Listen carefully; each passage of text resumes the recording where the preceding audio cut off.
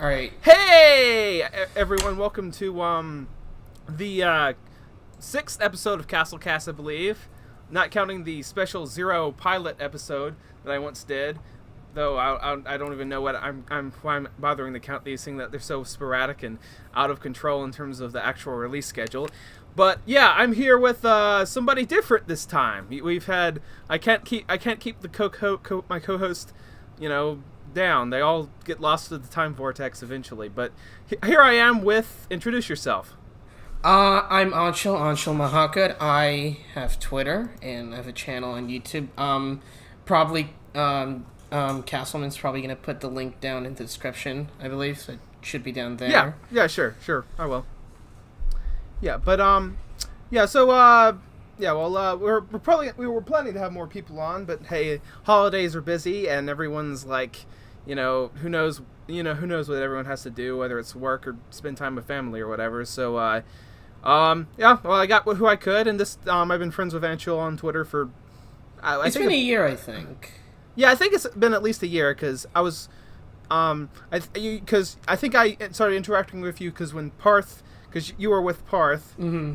and then eventually it was like right around November or December of 2017. Yeah, it was around that time, and Parth, we're in the same school. I know Parth in real life, and he would, one time when he got a lot of attention from Christopher McQuarrie, James Mangold, and Edgar Wright, I think, on one of his tweets, I got jealous, and I was like, I want some attention from some of my favorite filmmakers, so I got on Twitter, and that's why I met Castle.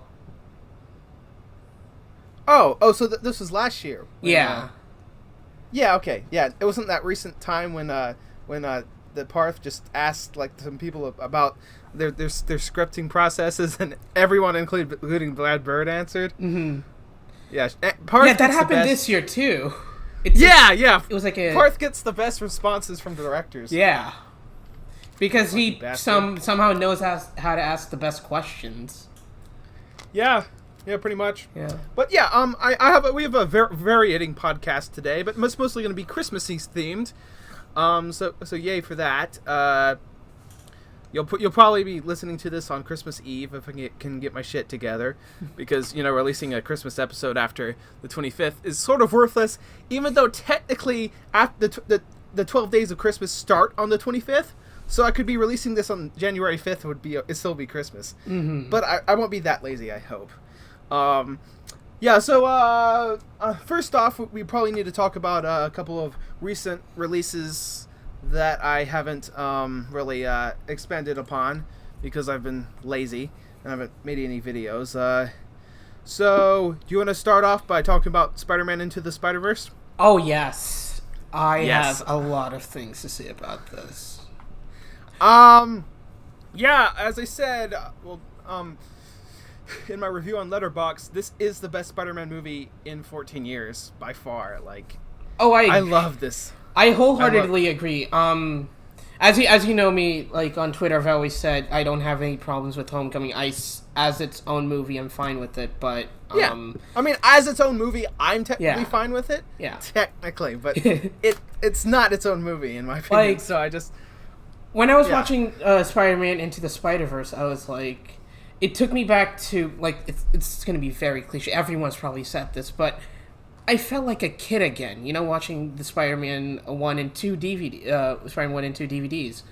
I was like, I feel like a kid again. I want to be this character. Like, I want to be this character, but also not have that kind of, like, I want to swing through the streets of New York City. Well, yeah, that's the thing with Homecoming, because it never had any of that big spectacle. Yeah. And it was just sort of like, oh, here's the, we're Blade, and they were trying to do the relatable stuff, but they didn't go all the way with it by making it. It was just sort of like, oh, here's the surface level high school stuff, and the high school stuff isn't that much in here, but it still feels more substantial than the stuff in Homecoming, I think. Yeah, the high school, it's they give as much as you need. Like the first Spider-Man, they don't spend a lot of time in the high school because they only show how much they need to show to build up on Peter Parker's character, and the same here on Miles Morales' character. And I loved how they handled it with the boarding school, where he knows he's smart, everyone around him knows he's smart, yet he chooses to just, drop that. Like, he doesn't drop it, but he wants to drop it and just go back to live a normal he life. intentionally, like, fails the true and false test. Yeah. And makes a 0 on it because he wants to be kicked out. Yeah. And that's actually pretty great. Yeah. It's just because it's different from Peter Parker. Yeah. It's very much different from Peter Parker, establishing Miles as his own unique character, yet it still feels in the Spider-Man spirit because he's struggling in his personal life. Yeah. He's not loving everything about this nice boarding school he is. He wants to go back to his old friends. He's not in a comfortable place. It's about him adjusting to his comfortable place through the mirrors of being a Spider-Man. And I mean, because every single character in this movie resonated with me. All the Spider-Men, and even the over the top weird Kingpin guy did. That's what shocked me, I think. I didn't think I would relate so much to... Like, I knew I was going to relate to Miles Morales because he's the central character, and Phil Lord and Chris Miller, they're good at having a really relatable character, lead character at the very least, but I didn't think I would relate to all of the Spider-Men. That was surprising. I've never been a fan of Spider-Gwen, but here I actually really liked her. She made sense to me in the context because... I don't know, I guess it was because they never really had that moment where it was just like, oh, look, it's Spider-Man's dead girlfriend if she was a superhero. No, it was never that because they never really addressed that, and that's fine. She was her own character, and I don't know, I think it's really funny how, remember when it came out, I just vaguely remember this, when they first revealed Spider-Gwen's haircut, people was like, oh, has an SJW haircut. No. And then it's actually, because, she has a half-shaved head. Yeah. And then it's actually explained in the context of the movie. Yeah. I thought that was great. Yeah, it was... I was kind of scared of that. I was scared that Spider-Gwen was going to be underwritten, and it was just like a check. It was like she was part of the checklist, Oh, if we're having a lot of these variation Spider-Man, why not have a female Spider-Man? And I'm surprised and happy that she's an actual character, and the haircut isn't because they're trying to pander to somebody, but it's part of a really nice gag. Yeah. I like your haircut. It's also effortlessly charming. Yeah. It feels effortless, but you can tell how much work and went into every single frame, because I've said this before, but this is the most revolutionary use of CGI animation since its dawn. Like, I'm not saying this is the best CGI animated movie. That's too soon to tell. But in terms of how they use the capabilities of CGI animation, this is the most revolutionary I've ever seen since Toy Story. They were just firing on all cylinders. Like, I mean, I like Pixar, but I don't know if you've noticed, but I've sort of been disappointed with Pixar, with what I've been saying in my tweets, that, yeah, their animation is good, but it's not... it doesn't impress me anymore. I don't feel like they're using it as a storytelling tool. They're just using it because they can do it. Yeah, well, sure.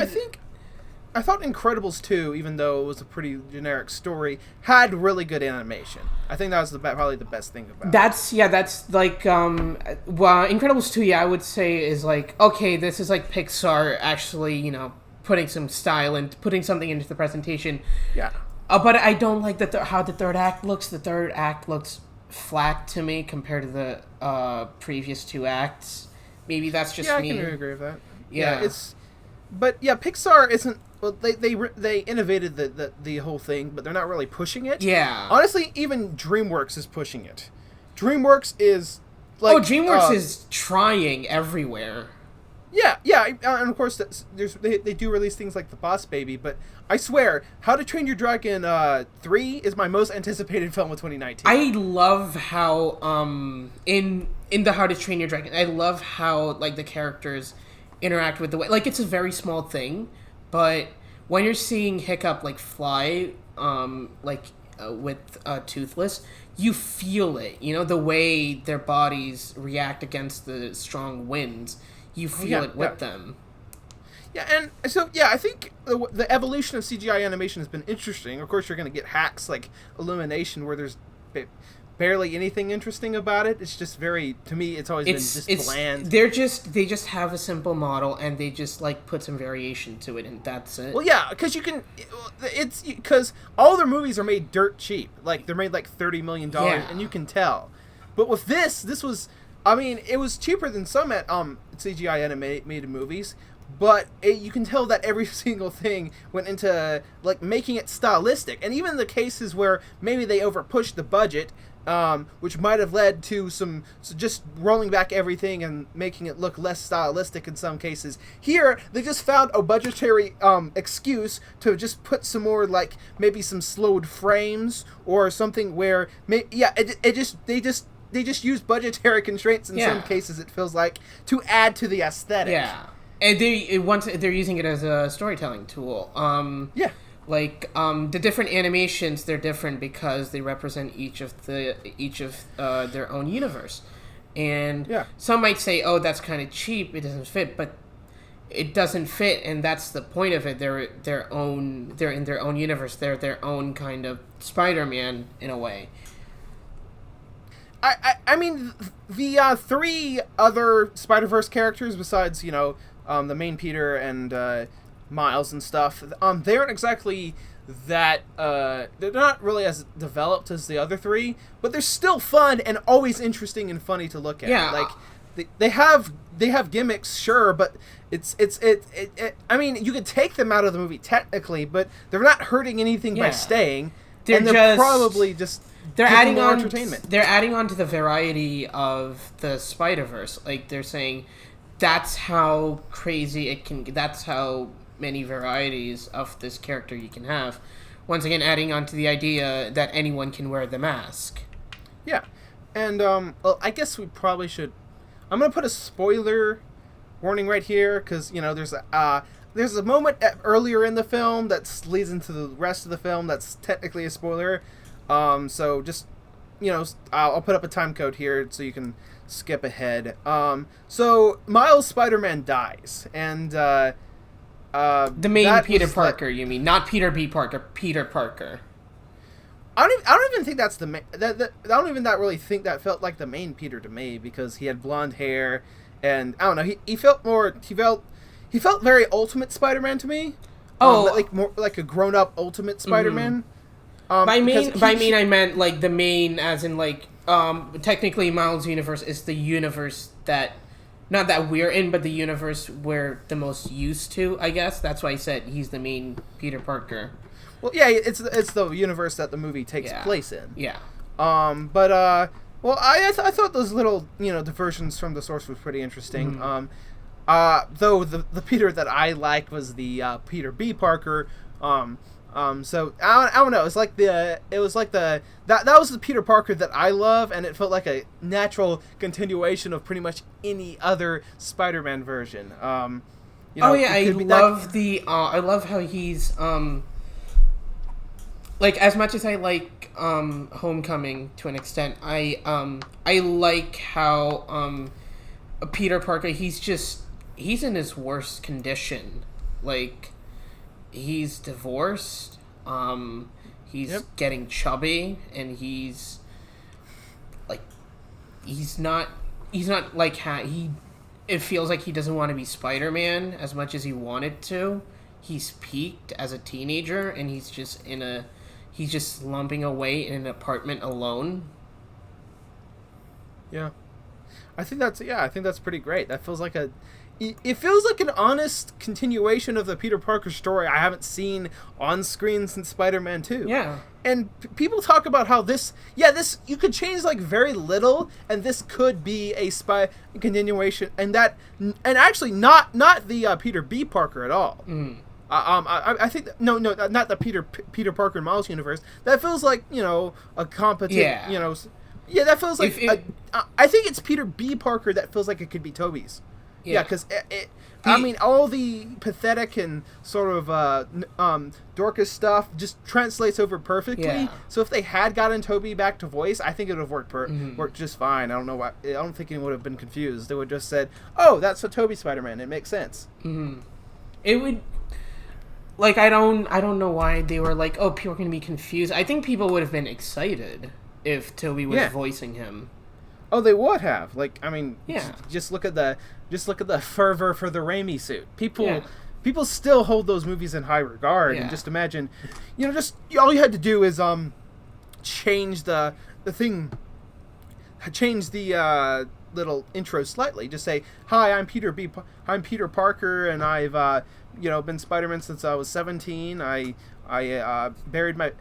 fought my best friend's dad. I had Uncle Ben. I fought my best friend's dad. I got corrupted by an alien parasite, and I buried my best friend. And then you can just go on to, okay, Rosemary Harris's Aunt May is now dead, and that's just Kirsten Dunst's MJ that he divorced. Or, I mean, but it doesn't have to be Tobey's though. Mm-hmm. It feels very purposely a Spider-Man that could be your favorite Spider-Man. Mm-hmm.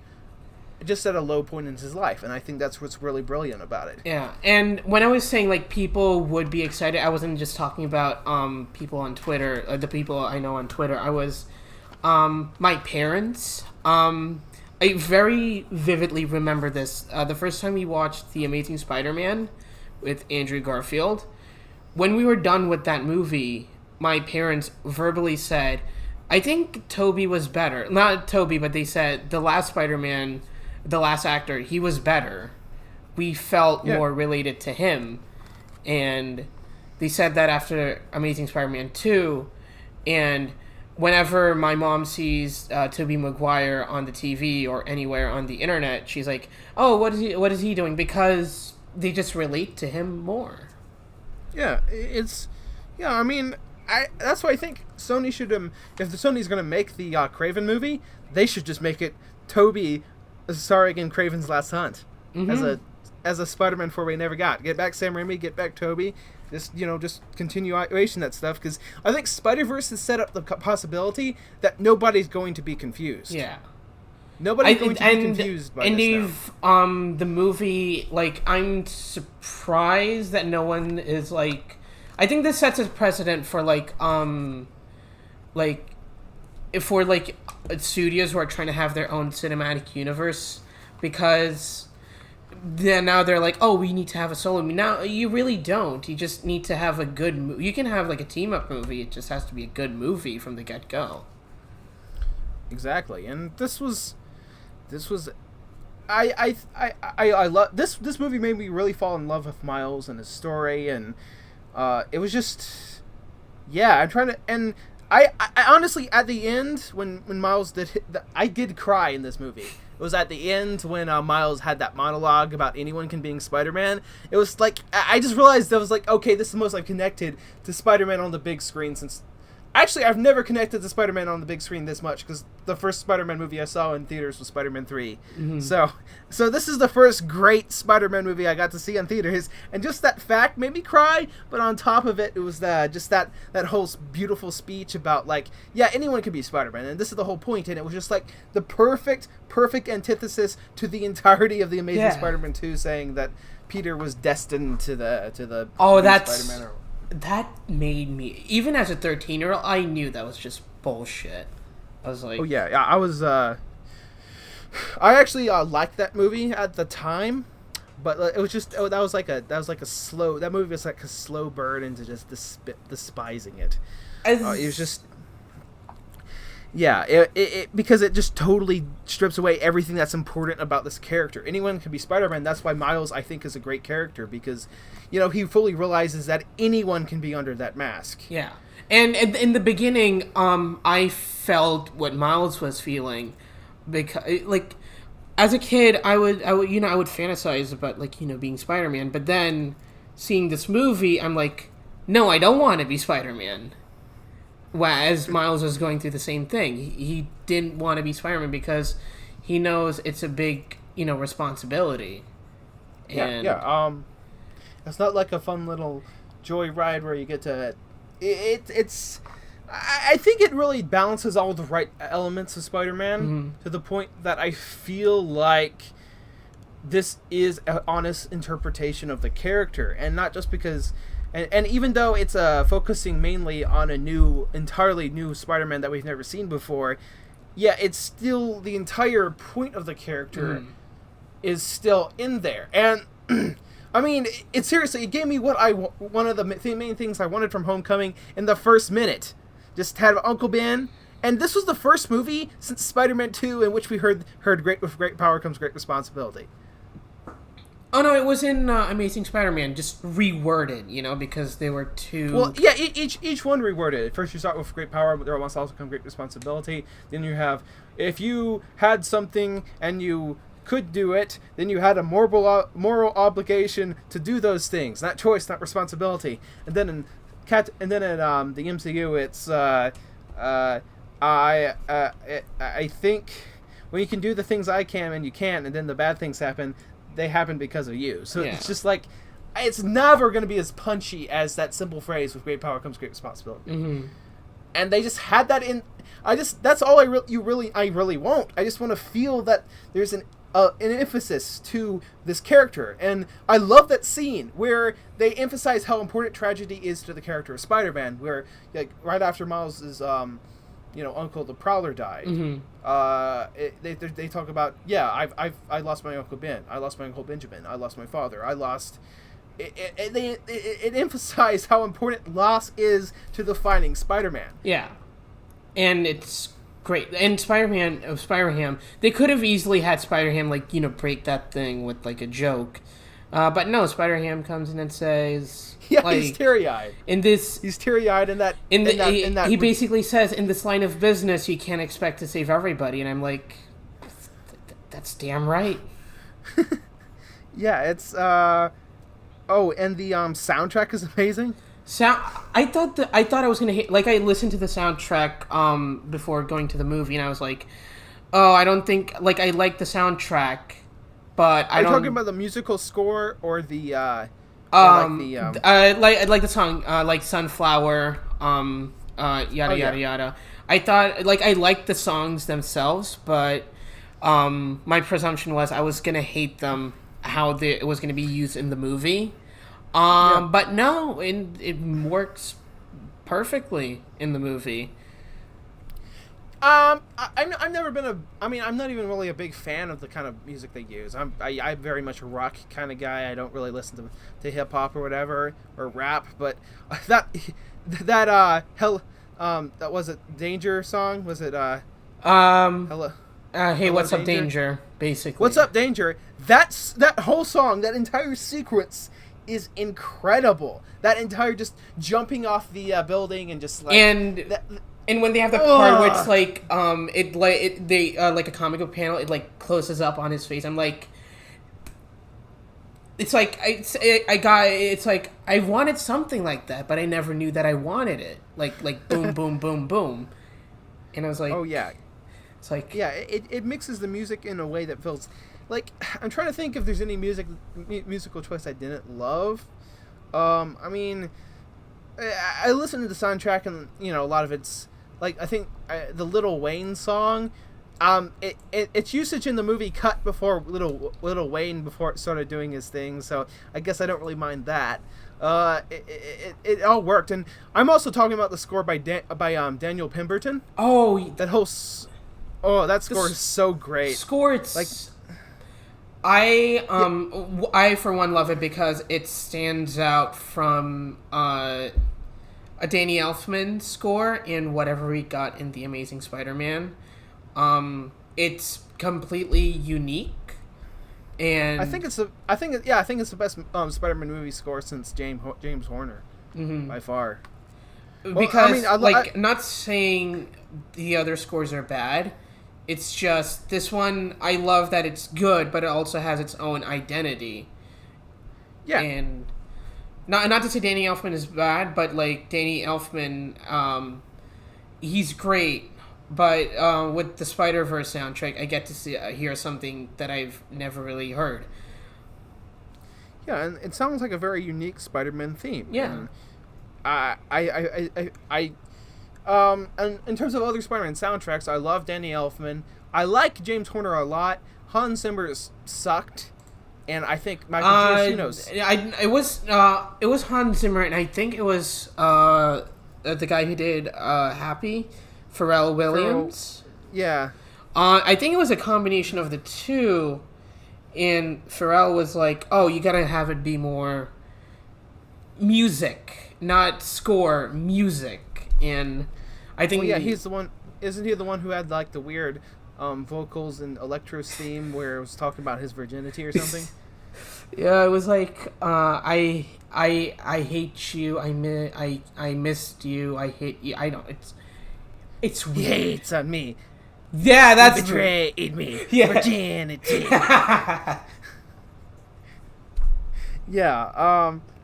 So and Michael Giacchino's I dislike even more than the Amazing Spider-Man 2 score, because it's just, I don't get why people like it. It just feels so generic to me. I don't remember I remember one track from it, and it's not the main theme or the villain's theme. It's just the Washington Monument soundtrack. That's sort of nice. I like that.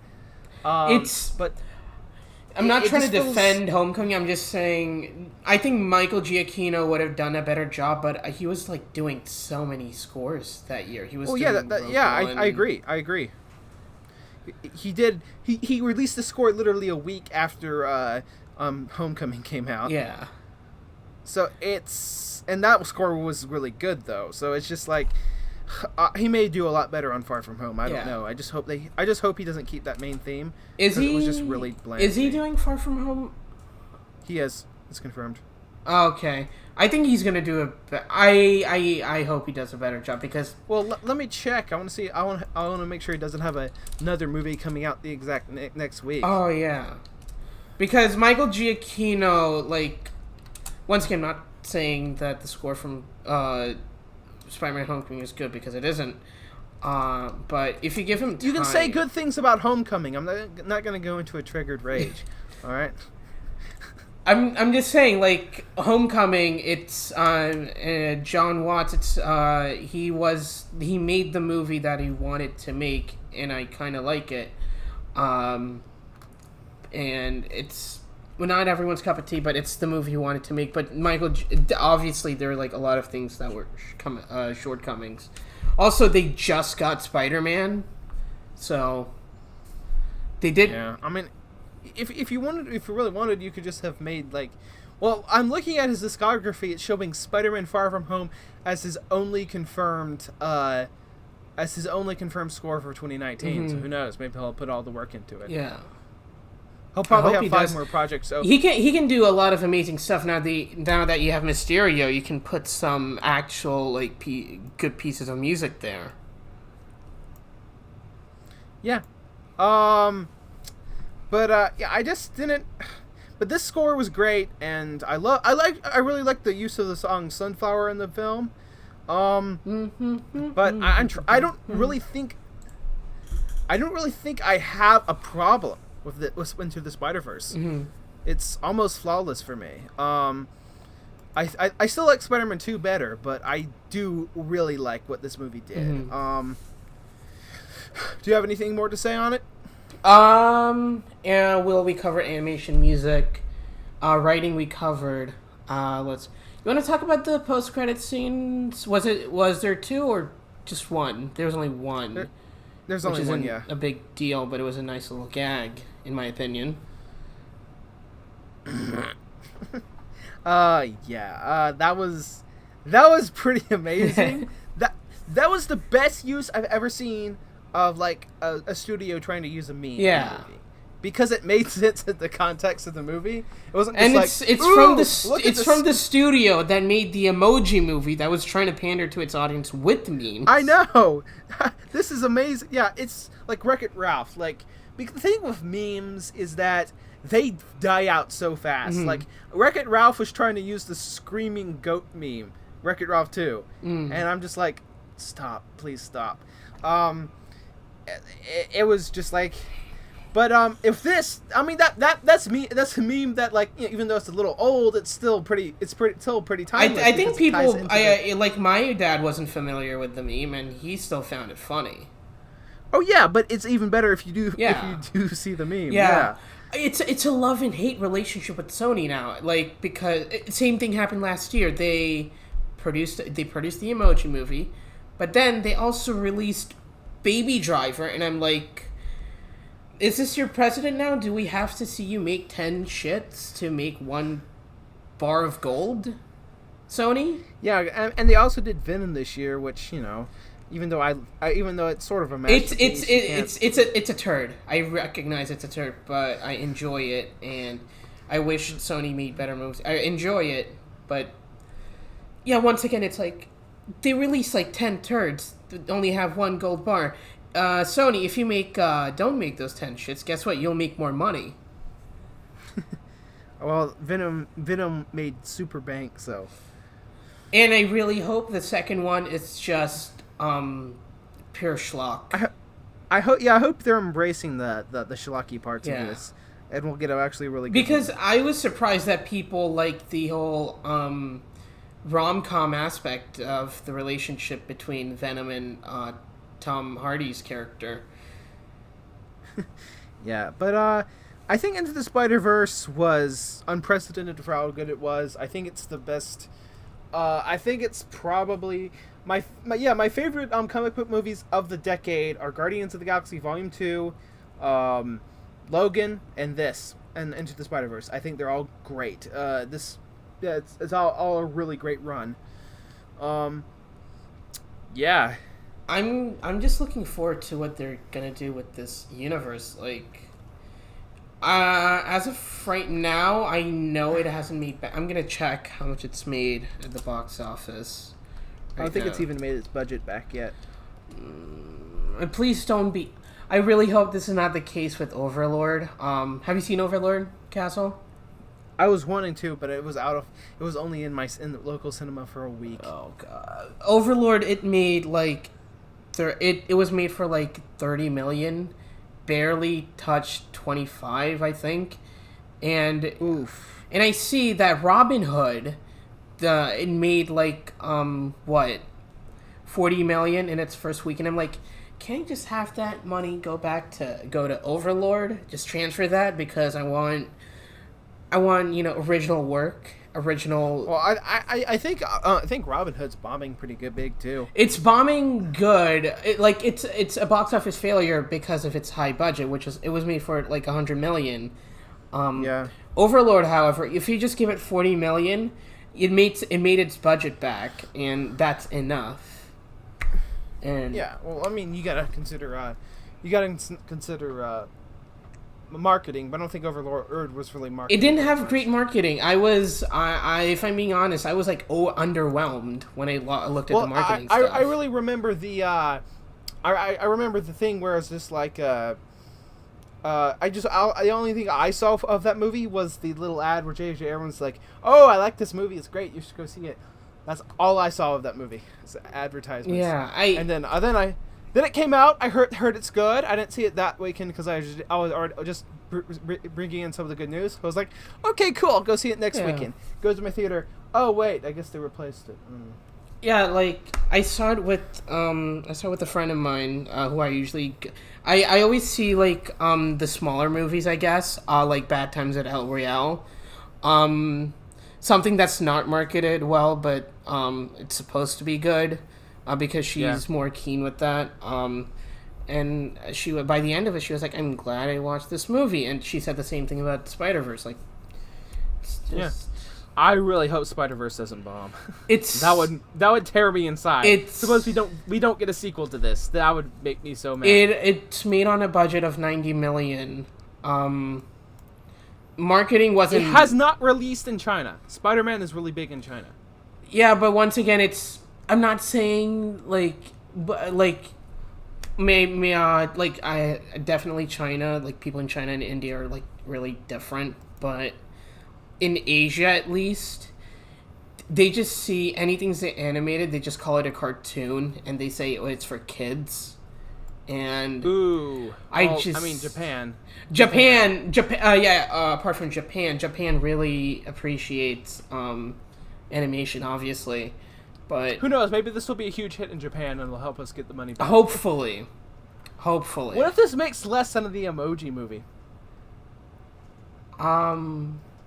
Screw you, Sony, for not pushing. No, it's the world's fault. Well, I think the big problem is how much of a crowded release this is. Because, right after it, the next weekend we're getting Bumblebee, Mary Poppins, and Aquaman. Oh, I saw Bumblebee. Jeez. Oh God. My friend also saw Bumblebee on a early release. I saw it. I really liked it. I mean, this was the first Transformers movie I ever saw in the theater. I really liked it, and I'm like everybody. I hate pretty much all the others, and I think the first one by Michael Bay is just it's like mediocre. Mm-hmm. Like I can watch it. It's the most I can say about it is that it's watchable, but it's not really that good. This one, it was good. I really had a great time with it. Yeah, my friend saw it, and I haven't seen it. My friend saw it, and he was like, it's great. He said when it comes out, normal release, he's going to see it again. But in different, different from you, I have a soft spot for the Michael Bay Transformers. Yeah. I consider the first three, I considered them to be genuinely entertaining because I love Michael Bay because he's over the top. He definitely puts effort into whatever he does, and it's crass humor. As terrible that's making me sound, crass humor is very easy to get laughs out of me. Fourth and fifth, I genuinely hate. I've seen all the first four in theaters. Fifth one, I didn't bother with because I was like, yeah, it's not even entertaining at this point. It's just garbage on screen. I liked, I think the first one, in terms of what I think, I never saw the fifth.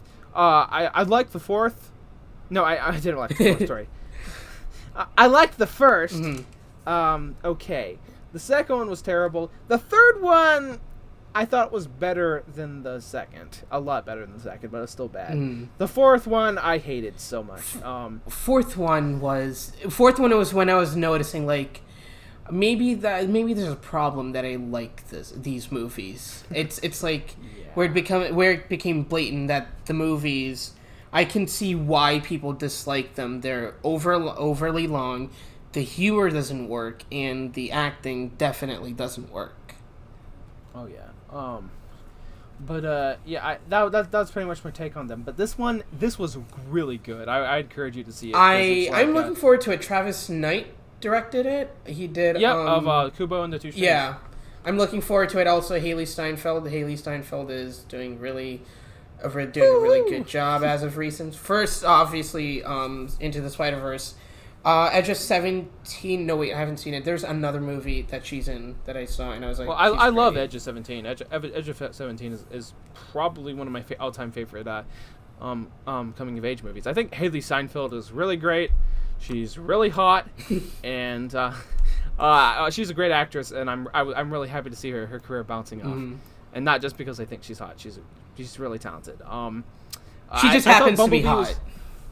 Yeah. She's talented and hot. Yeah. Best of both worlds. It was just charming, and I thought it really had a heart. Like, you can say anything about the Transformers movies, but you can't really about the Michael Bay ones. You can't really say they have a heart. They don't. They, if anything, they have Michael Bay's twisted view of. I mean, I'm not saying he believes in, but the way he presents. Masculinity, femininity, the military, like a commercial. Not nihilism. Yeah. But this one, like, all the characters are actually, they're likable. And they're actually characters. Yes, they're actually characters. They go through arcs that tie into their backstories and feel relevant. It feels it's genuinely sweet. There's even though Haley Steinfeld isn't sexualized in a single shot. I guess I'm not watching the movie then. Shit. Okay. Sorry, Travis Knight, but so you still have her face to look at. It's okay.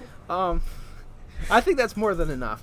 Yeah, it's I'm worried that I'm really worried the Bumblebee will fail because this weekend is so freaking crowded.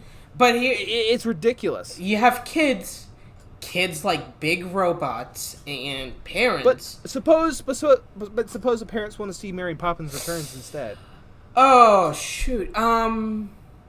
Or the kids want to see some fishies, they'll go see Aquaman. I don't think there's that many families who are going to take them to all three movies. They have to make They have to make the best choice between the three. Mary Poppins, I don't like. I'm not that familiar with kids. Like 2 years ago, I could tell what the kids wanted. Now it's just through my cousins. I could really tell. So if the parents they want, really boils down to the kids, I think. Yeah, I hope they go with the Bumblebee because I hear Mary Poppins Returns is really generic. And I'm saying I'm not actually excited to see it, and I'm saying this is one who counts the first Mary Poppins in his top 20 films of all time. Oh yeah, it doesn't sound. I just heard things about it that sound unpleasant to me. I was actually planning to see it today, but I heard. I think I've seen the original Mary Poppins, but I was extremely young. Instead of seeing Mary Poppins Returns, you should just go watch the original because I think the original is classic. It has one of my all-time favorite scenes when Mr. Bank is walking home to the he's walking to the bank to get fired. The music in that movie is great. Feed the Birds is my all-time favorite Disney song. It's beautiful. It gets me every. It's just a really great movie. And this new one, it just sounds. I hear it's like the same thing over again, and then it just does a couple things that just feel completely unnecessary to the entire scope of the Mary Poppins thing. I think I'll eventually see it, but it doesn't. It just doesn't sound that. It just sounds like the problem I have with Disney at the moment. Like the whole thing, they're just regurgitating nostalgia. Like I like on Twitter, I might say like something different, but then I have that overall problem with Disney. They're just not trying anymore. I hate it. It's not agree. Bad, but it's like you can do a lot more. Like you have creative people. It's like with the MCU, I feel like they're gonna start trying once they're done with Avengers 4. They're gonna try. Well, I already feel like they've tried a little. Yeah. I'm not saying they haven't tried. I'm just saying they're gonna try a lot more because now they have Fox with them, and it's the success of Deadpool and Logan is sort of telling them, hey, if you take a chance, you might have something big here. Because they already have an audience that will see whatever they make, but then they could get in that, special group of people who want to see something, new and groundbreaking, so you can get them too. And they can start taking chances more often. Exactly. That's... I mean, I like with the whole Star Wars situation, and, they're casually buying up all these huge franchises, and I mean I've personally been okay with what they've done with Star Wars and Marvel and stuff. It's just I don't know. In terms of what the actual company is doing, I'm not really too keen on it because it's just it was nostalgic and the regurgitation. I think it's only after episode 9 I could really see if they're doing something good or bad, because so far I've been only satisfied with half of their products.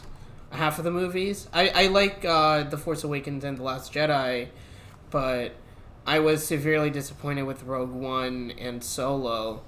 They're not bad, but I like. Let's see here. I like Rogue One. Mm-hmm. I think Rogue One is it's shallow, it's characterless, but the last half is fun. Mm-hmm. I'll skip through the first half, but I'll watch the last half and have a pretty good time. Last Jedi, I think is really good. Force Awakens, I think is really good. Solo is boring. I don't care. See, after Solo, I'm like, they better not like do the same. Like, I know Star Wars has like a particular feeling to it, the feeling of adventure, feeling of enthusiasm, feeling of excitement, but now they have this property and they're planning to release did they change their plan? I'm pretty sure they changed their plan, right? I think they did. Yeah, they were planning to release one movie a year, and I was gonna say, you can do the thing that the whole thing with similar tone and feeling, it works in the MCU because they have different characters. It won't work the same with Star Wars because they don't have that many characters. So the thing they can change to make each viewing With Star Wars, what they need to do is they just need to explore this universe, and they need to get people who are crazy creative and let them use their crazy creatives. Same thing. But like because Lord and Miller could have made the best Disney Star Wars movie with Solo, I think, because I trust them after seeing Into the Spider-Verse, which they produced and wrote. I think they are super talented and some of the best people working in the business today, and I just really think that you just need to Kathleen Kennedy. I'm not one of the people who just rails on her for searching SJW stuff or whatever. I think my big problem for her, she is terrible at working with directors. She is god awful. And, she can't work with. That's her problem. Like J.J. Abrams, Rian Johnson, and she's worked with George Lucas and Steven Spielberg before, right? Well, yeah, I mean, those are pretty big. Thing is, compare those guys to Phil Lord and Chris Miller. Those guys, they can make what's the word I'm looking for? They can make I can't find the word. Like compliments? No. Oh god, I can't really find the word, can I? Like they can searching. I can just edit this out. Yeah, I'll search that up. Compromise. That's the word I'm looking for. Those four people, they can make compromises to please the studios. They can, and they can find some kind of creative way to get around that compromise. But Chris Miller and Phil Lord, you kind of have to trust them from the get-go. You have to see the final product, because I can see why they would, like, Kathleen Kennedy would doubt them after seeing the dailies and footage from Solo, because a lot of the individual elements in their movies, they don't work separately, they work as a whole. Take example for 21 Jump Street, the 21, 22 Jump Street movies. If you pitch them, they're not going to sound that great, but the execution saves it from failing entirely. Yep. And I think because I thought Solo was just bland. I didn't care about any of the. It was just like, oh yeah, okay, so he's gonna take the Millennium Falcon, do the Castle Run, win it from Han, he'll meet Chewie. It was just everything predictable. The only new stuff just made no sense, and I hated it. Well, I didn't hate Solo, but it's honestly my second to least favorite Star Wars movie. It was just boring. I thoroughly disliked it.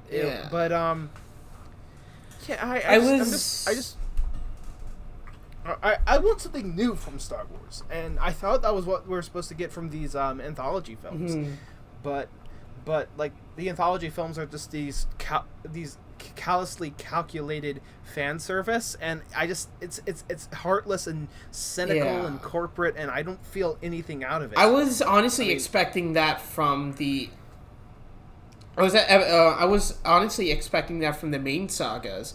After The Force Awakens, I was like, okay, Force Awakens, it's good, but I'm not going to expect the next two to be this good. They're probably just going to, be more cash grabby and more fan servicey. In the anthology films, that's where they're going to start experimenting, but it's the opposite situation. Uh-huh. So, it's a tricky thing, because, I think they just need to go around the universe, because Star Wars is a big universe, and you can do so many cool things with it. Just stray away from the characters we already know.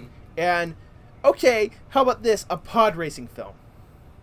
Do a pod That would have been racing perfect film. for Ron Howard. He's done, sports film, not sports, but, films around sports. Yeah, make a pod racing film. You can just have some fun, dynamic new characters, and they're like, or just some Star Wars-ish sport, or what else you could do? You could do like a Seven Samurai type Star Wars movie, or just like a bounty hunter, or just random. You can do new things. You can do totally new things you can do genre universe. Flicks out of Star. That's what the I'm first saying. Star Wars was. Make it was a genre. Star It was Wars a space opera genre film. And make a Star Wars romantic comedy for all I care. That might be interesting. That takes place in the city of Coruscant. That'd be great.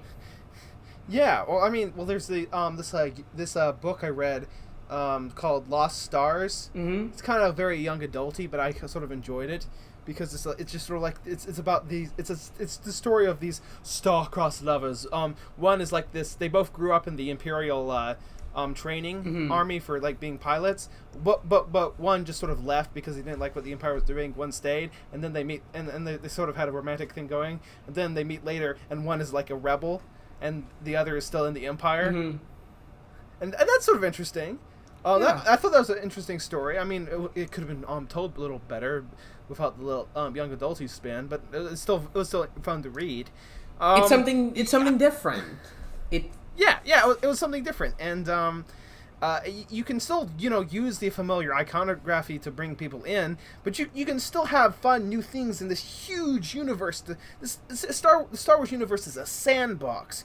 You can do whatever you want in it. I don't think it really matters even if you brought in someone crazy. I don't even know.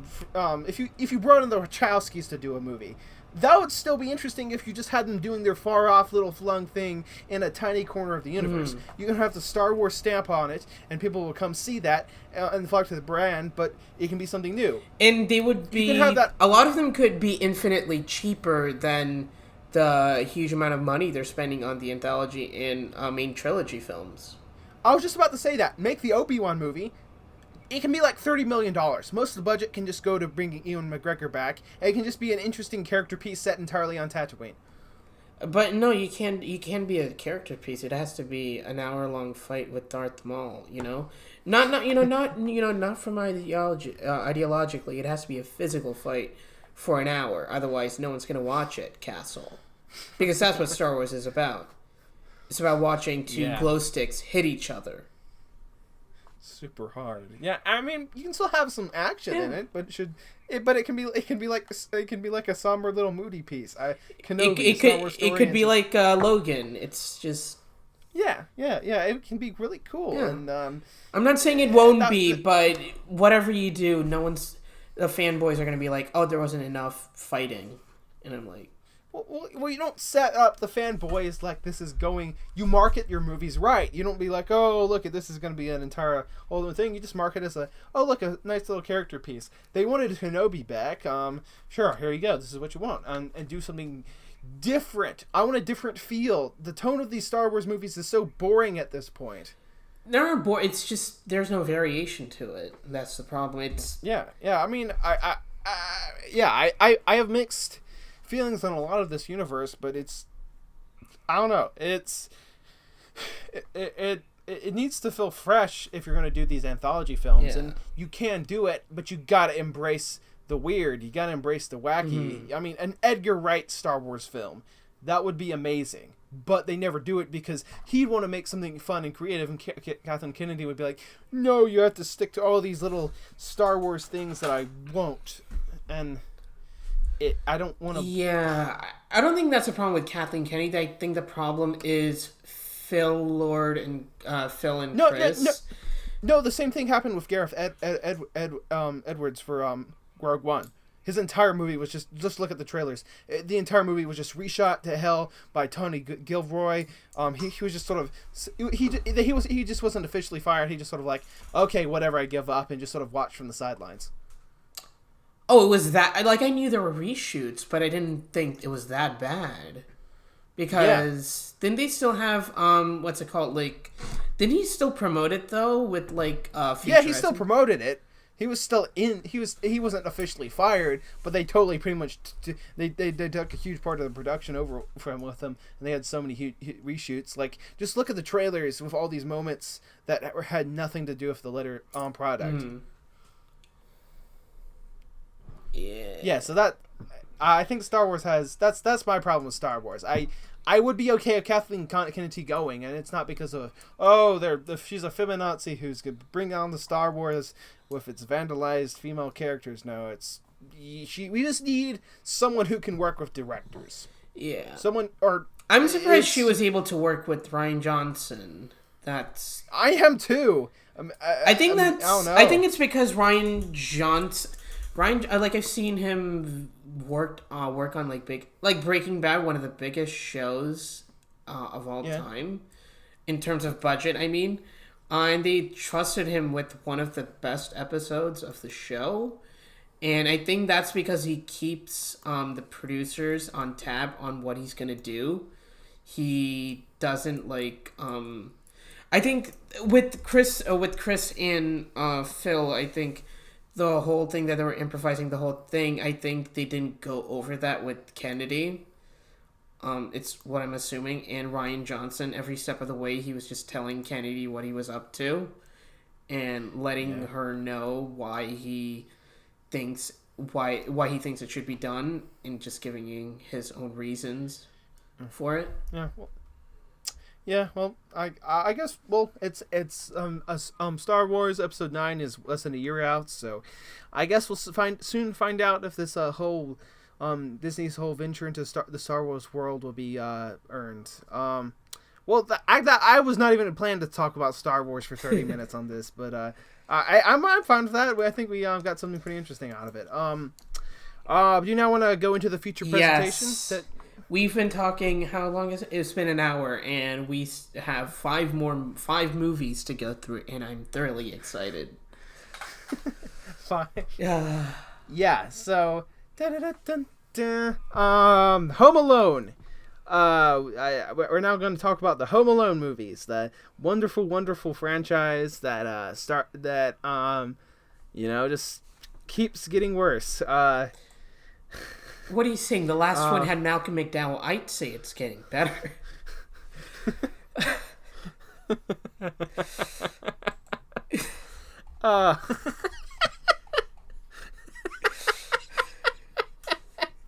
Oh, it's late. So I guess we could start with the first one, which written by John Hughes and released in 1990, starring Macaulay Culkin. Macaulay Culkin is everywhere. Like, he's on Red Letter Media, he's on Cinemassacre. He's gonna start his own website, I believe. It's gonna be a comedy website.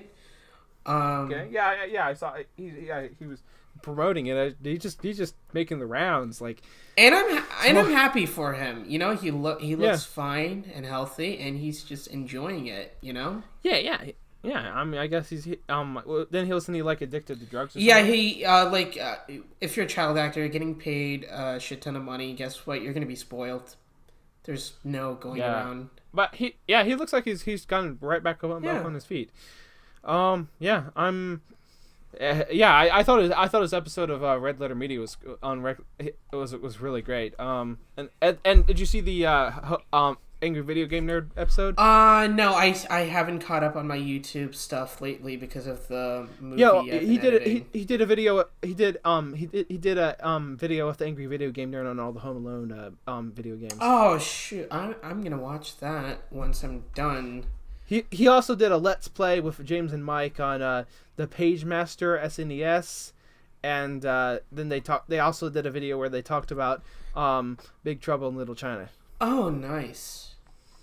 Yeah, so yeah, it's cool to see his resurgence this year, and so the first Home Alone movie. So some people actually really hate this movie. Surprised. I think I hated it. I think I hated, not hated, but I thought I was cool to hate it as a kid, because when I was around 10 or 11, I was like, oh, kids movies, they're not actual movies. No. I am a film bro, and I only watch movies for adults, and those are real films. That's a mentality I had.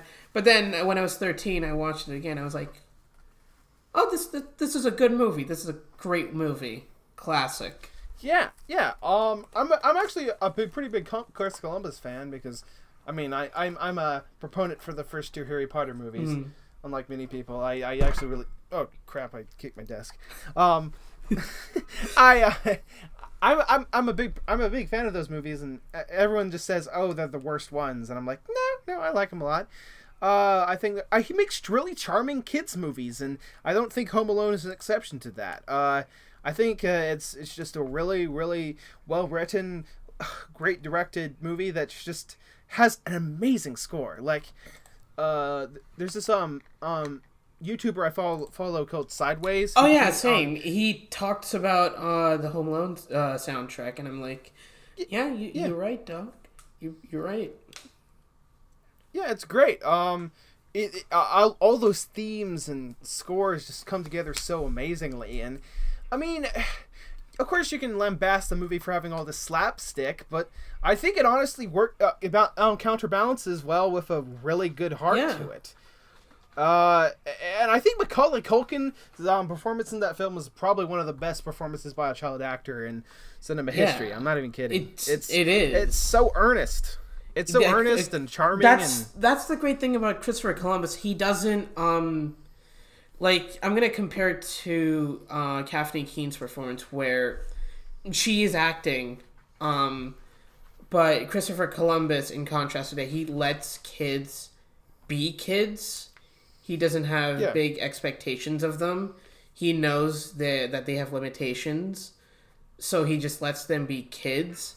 And through that, they may not be the best actors, but at least they're being genuine in the film. Yeah, it's interesting how by the time he got to doing the first Percy Jackson movie, he was like, I hate this stuff. Yeah. Give me some 25-year-olds to play teenagers. Oh my God, Percy Jackson! I'm not going to start talking about it because it's not, we can do a later podcast where we rant about those, because I'm a big fan of the books and stuff. I read the books. I read all the books in 1 week, one summer, and I fell in love. I'm not going to. If I start talking, I'll keep talking. Let's focus on Tease for CastleCast 7, the Percy Jackson episode. Yeah. I think he's not. Chris Columbus really hit his peak back in like the early 2000s, 1990s. I think it's well directed. It's I really like the shots that just to show the vantage point from a young kid. The traps are really cool. I really like that. They're so iconic. I still laugh out loud at the slapstick in this, because the thieves, compared to the next, not the next, but after the second movie, they don't feel like they hurt. But in the first 2 movies, at the very least, when they get hit, I genuinely feel that it hurts. Yeah. I mean, it's like maybe went a little overboard in the sequel, but in this first one, I think it's pretty good. It's it feels painful, but it's not like, it's not too lethal. It's just like, oh yeah, he's beating up these criminals and it's hilarious. It's It's a lot of fun, and honestly, there's so many little fun little sprinkles throughout this entire movie. It's not just like, I mean, many people say that this movie is just like a big, he's just sort of wandering about. Then there's the big explosion of traps at the end. There's so many funny moments just sprinkled throughout this entire movie. The whole movie is great. Like, it's a problem people say they have, but I say, were you even watching the first 2 acts of the film? Yeah. It's because like there's so many great quotes, like look what you did, you little jerk. And is it true that French babes don't shave their pits? I don't know, ask Billy. I'm gonna Google. Actually, I've never Googled that. Oh, you're gonna Google that right now? Yeah, I just realized I've never Googled that. Do French babes shave their pits? Live reaction. All right. Answers. Yahoo Answers. It's true. Ooh. The first answer is, I hear they don't shave their legs either. I mean, it kind of makes sense. European women, they're a lot more. They have the need to feel more liberated, I guess. Yeah. The other answer is some do and some don't. So I don't know.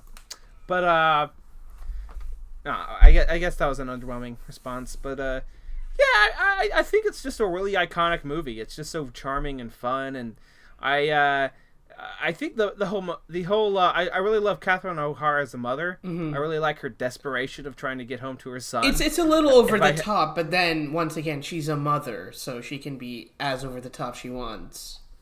In my opinion, if I have to sell my soul to the devil himself. I like the parts where she gets so desperate she's like trying to sell whatever she has to get on the plane.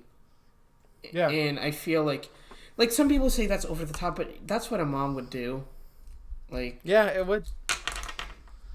At least that's what my mom would do. Try to get to me as quickly as she could. I think Mom might do that.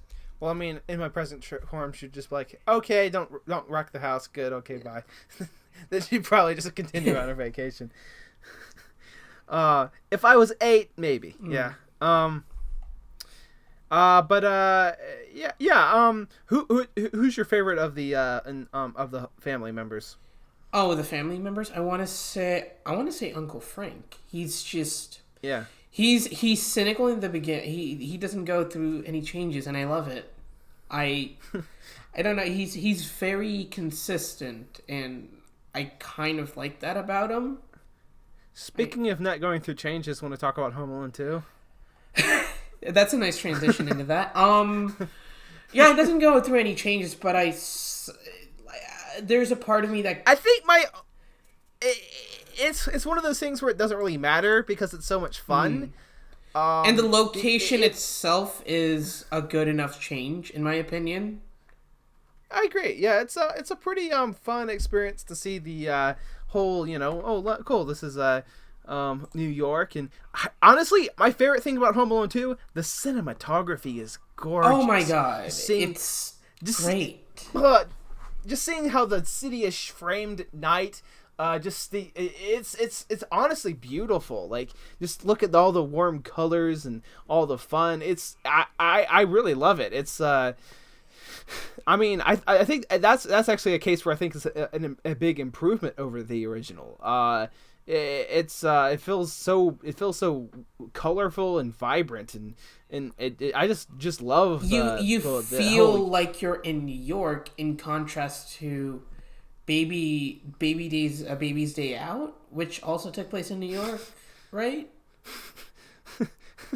What a shift in subject.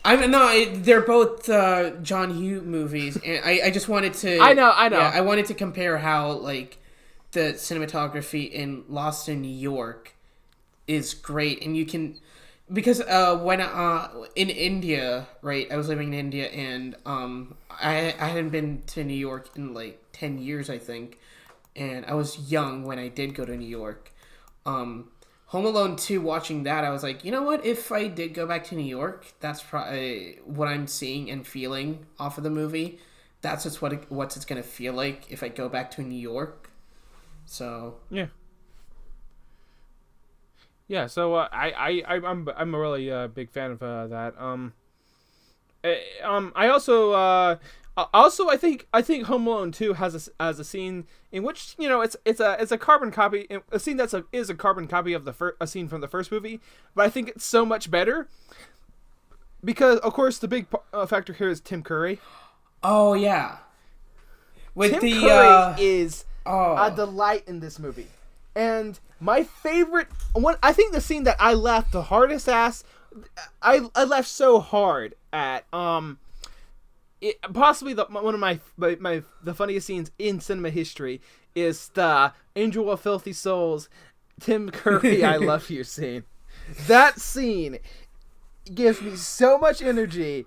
I adore every second of that. Seeing Tim Curry crawl on the floor saying there's a madman in there. Oh my god, that scene just makes the movie for me, and I don't see how you could give the movie a negative score after that. I have no idea why Home Alone 2 has 26 on Rotten Tomatoes. Oh, come on. Just have a little fun, critics. It has less than Home Alone 3. I don't want to be a DCEU shill, but critics are dumb. The movie's too smart for them. Oh, look at that. Oh, look, it went up a little since the last time I looked at it. It's now up to 30%. Hey, good. But I think my favorite scene would be the brick throwing scene. It's just... Oof. I don't know why. It's just Kevin and Harry, they're arguing while Marv is just getting completely destroyed. And I don't know. It's... Oh my god. It hurt. That looks like it hurts so much. Oh my god. Harry just moves out of the way just to get Marv hit. Marv just hits. What doesn't he get hit by like 4 bricks in that scene? And Kevin doesn't even try to hit him. Yeah, he's just dropping them, and like he's like almost sometimes coming up into the line of fire. Like he sits up right when the brick falls on.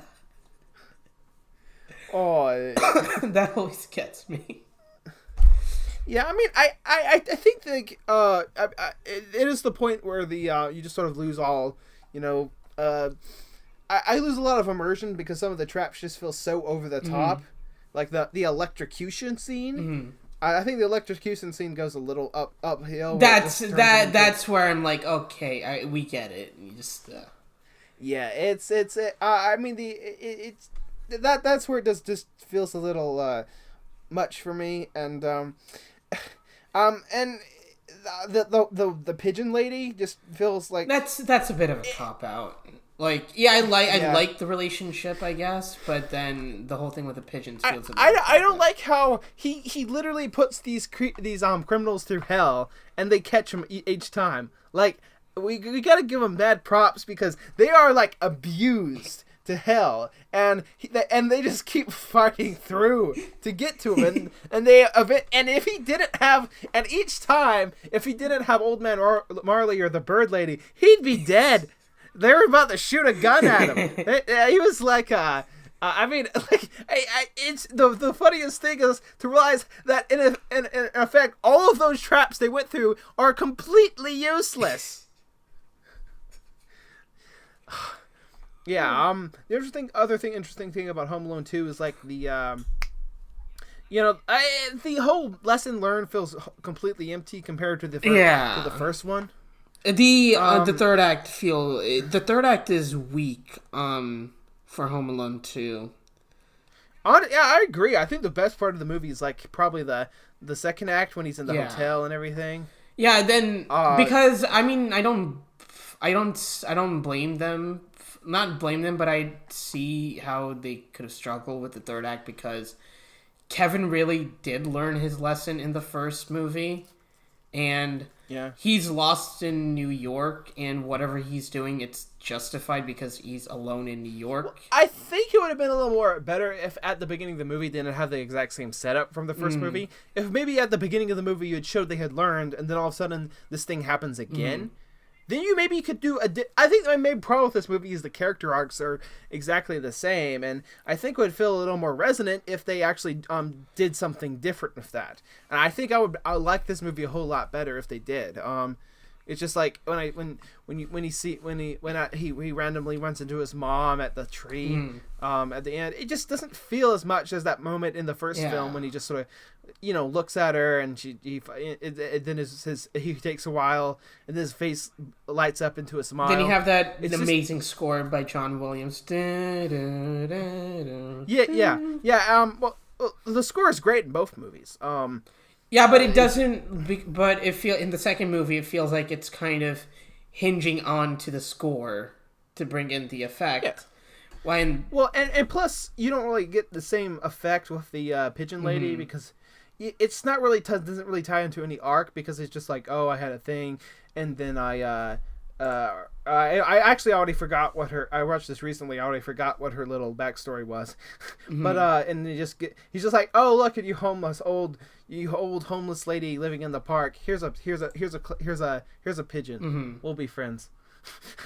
and let me go back to my 5-star hotel that I'm staying in with my absorbently rich family. The Marley thing in the first film feels so much better because that final shot where it's just like he looks out the window and he sees old man Marley reuniting with his family. Oh that my brings a tear to the eye. Oh, that's fucking great. And the music just swells up. And Marley looks back at him and he's like happy. And it's so sweet because they're both that's because the first one has genuine themes. The first one genuinely ties in everything. Yeah. The first one has like a message that feels real. Yeah. It doesn't feel shallow and there's many lessons going on. Firstly, with Marley, since we're on him, it's to not judge anybody off of myths and stories. You have to get to know the person for what they are. Yep. Yeah, so I did really like I like Home Alone 2 a lot. In fact, it was the one I think I watched a lot more as a kid. I think it was on more than the first one on TV. I'd say the second act is better. Like, I'd say the shtick, I guess, the Home Alone movies have, the traps and everything. Yeah.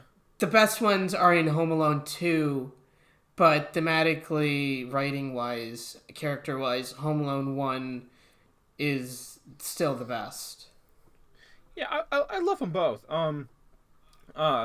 But yeah, shall we go on to Home Alone 3? Oh yes, let's go into the let's go into the what I call trash area. Yes, 3. Just. Oh my gosh. This was Roger Ebert's favorite in the franchise. Let's just say some people have opinions. Yeah, I don't even know why they're calling it Home Alone because it has nothing. Oh, of course, it's the name. It's directed by the prestigious Raja Gosnell, the esteemed director of... And of course, they made the huge improvement by replacing John Williams with the music by Nick Glennie Smith. Oh, Nick Glennie Smith. He did... Oh, my God. What an amazing composer. He's gone on to do so many amazing things. Well, actually, let me check. Let's see what he also did. He did... The last movie he did was Heaven is for Real. Oh, he's actually doing Godzilla, King of the Monsters. Hell yeah. Oh, yeah. Really? Well, he's a conductor for that, not really composer, but... Oh, wait, there's I was looking at a different thing. Oh, no, as other... Yeah, he's doing a different thing in that one. Yeah, but anyway, it was... Wait, did they reuse any of the themes in Home Alone 3? I don't think they did. No, they did not. I think they did a lot of new stuff, and if they did old stuff, it was like a big variation of them. Yeah, it's very much a forgettable movie. I don't really it feels so. The fact that it's like all about this high tech chip or something, and spies and criminals trying to, it's really weird because he's not like home alone for an extensive amount of time. It's just whenever his parents go out to work or whatever. And so Home Alone 3, you can like like everything in Home Alone 3, you can see why the rest don't work at all. One, he's not really home alone, like you said. It's only when his parents are out. Two, it's about a military computer chip. Who gives a shit? They gotta impress the kiddies. They gotta the Home Alone movies are always missing high tech. Well, especially see that. Yeah, you have to give them some Mission Impossible type of shit. Like that's what was missing from my Home Alone movies. And 3, well, 3 is the music, but that can be said for all. But 3 are the traps. The traps feel, I don't know, they feel more. It's really hard to describe it compared to 1 and 2, because 1 and 2 they felt like traps that were trying to slow down to Wet Bandits. With 3 onwards, they just seem like very small annoyances with no function whatsoever other than to annoy them.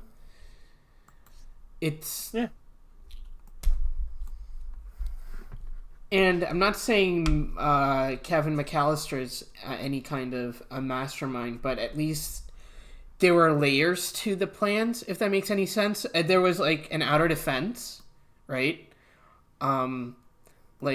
Freezing up the staircase outside the house on the porch, or just throwing bricks at them. Then you had the traps at the doors, so if they open the door, they get splashed with tar, whatever.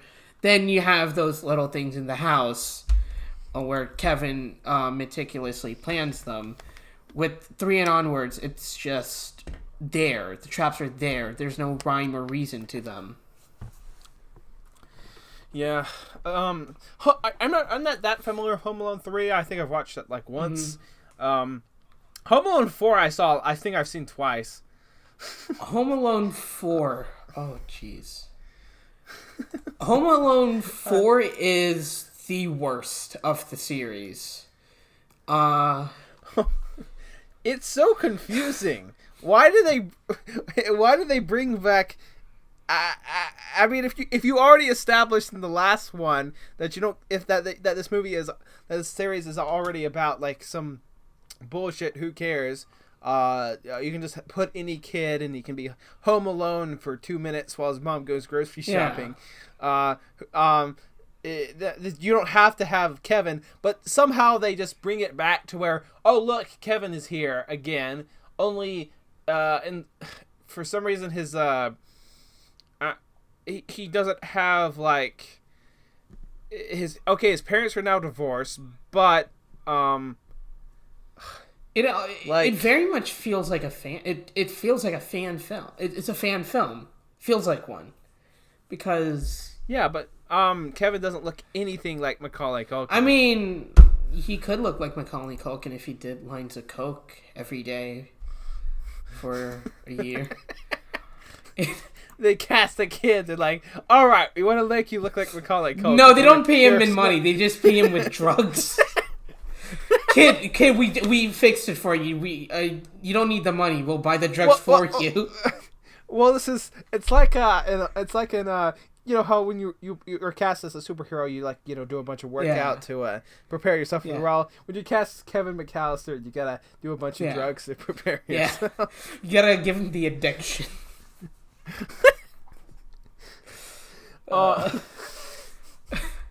One of the traps would be just like all of his used heroin needles in a room.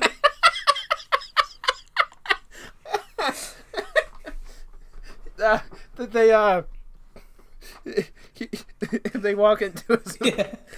One of the traps is them walking into his meth lab. Yeah. And he explodes them in his meth lab. He's just gone on to... we get... The reveal is that Kevin is actually Walter Wright, and this was all... And since he's Walter White, the first season of Breaking Bad, where they have the bathtub full of acid, that's one of the traps too. Yeah. But Home Alone 4, where it has French Stewart, and it's weird because you can tell they're not even trying. They're just giving him the name Kevin McAllister. His family has the wrong number of people. Like, he has like, he's supposed to have like 5 siblings. Yeah, right? as far as I remember, it's a much smaller family, right? Like a nuclear family. Like you have the mom and dad, but then you have like 2 kids, I believe. Yeah, his 3 children: Buzz, Megan, and Kevin. Yeah. So there's only 3 kids now, and it's I don't say this. I wouldn't say like the best thing about the Home Alone movies are the houses, but say what you will about 3. The third one felt like an actual house. 4 is just completely empty. It's 4. It was a mansion or something. It's a high-tech mansion with all this weird shit that makes no sense. It's empty. The great thing about Home Alone 1 and 2 and 3, not great, but like something that the 3 I guess accidentally kept in mind, that it was just a normal suburban house. That's what made it relatable to kids, that you don't need to live in a mansion to get your house robbed. You can live in a normal fucking house and still get your house robbed. Yep. Yeah, so it's just Home Alone 4 is just embarrassing, and I remember the reason I watched as a kid was because it was on, and when I was a kid I just sort of watched whatever I was on when my parents were out of the house and I had the TV, my big thing is I'm just confused about why. What's going on here? Like, because I had seen the first 2 movies, and I'm just like, wait, I just remember watching this movie and just being completely confused what was going on, because I was like, is this a prequel? What? Yes, they had a prequel to prequel to Home Alone.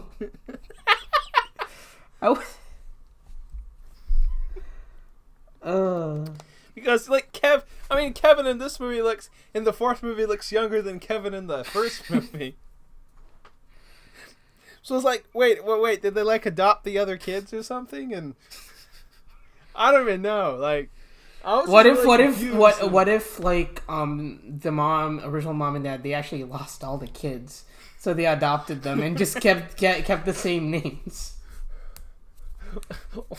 What if it's just that family just eventually just loses everybody? Like, first they lose one of the kids and they just give them the same name. Then they lose the mom, they give her the same name. They're just like that. They keep losing people until the entire family is different. They all have it's a rotation system. Yeah. It's like that episode from The Office where Jim, he like replaces himself with an Asian guy. And people still pretend that it's Jim. Yeah, this is the kids in the Home Alone. People just are like, just pretend they're the original, even though they look nothing like them or act nothing like them. Yeah. But yeah, I actually did not see the 5th one. Oh, 5th one. Oh, the 5th one. Oh. 5th one, you have Malcolm McDowell, man. How'd you miss that? Yeah, I mean, I'm looking at the... I think I saw a bit of it on TV once, but I just got bored. Like, Home Alone 4 just sort of Home Alone 4, I watched the entirety of because it perplexed me. This one, I was just like, I don't care. Like, here's the thing. I think you think that Malcolm McDowell, peaked when he was working with Kubrick on, Clockwork Orange, right? You know what? I disagree. Holiday Heist is when he got back into form. He truly did. He truly did, and he had a...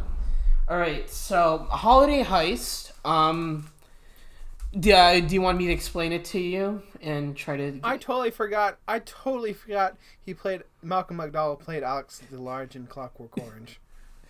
When you say Malcolm McDowell, I just have an image of that old guy and things. And, I had no idea. Now he just does movies with Rob Zombie once in a while, and that's it. Yep. Oh, he was in the 4th season of Community. The worst season of Community. Oh, well, the gas leak year. I haven't seen Community, but... Well, just in quick contest, it's my all-time favorite sitcom.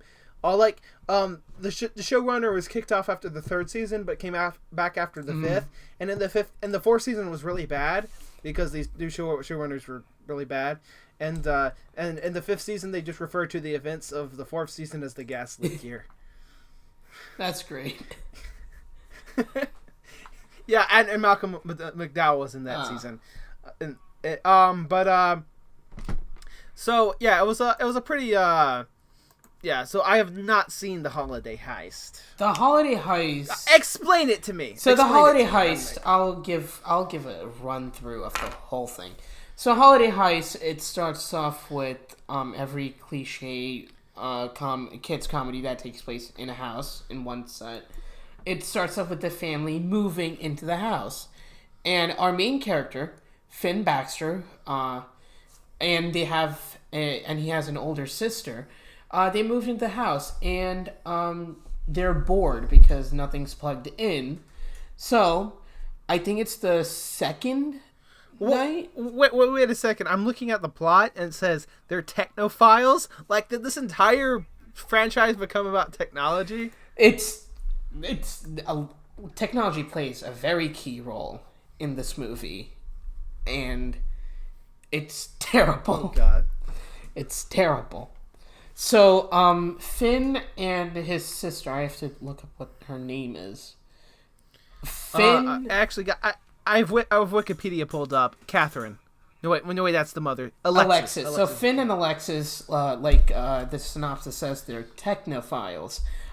They're bored, and they want to set up their electronics. So, I think it's the first or second night in the house that the parents are like, oh, we got to go to this office Christmas party so you kids can stay here because it's a boring Christmas party. What are you guys going to do?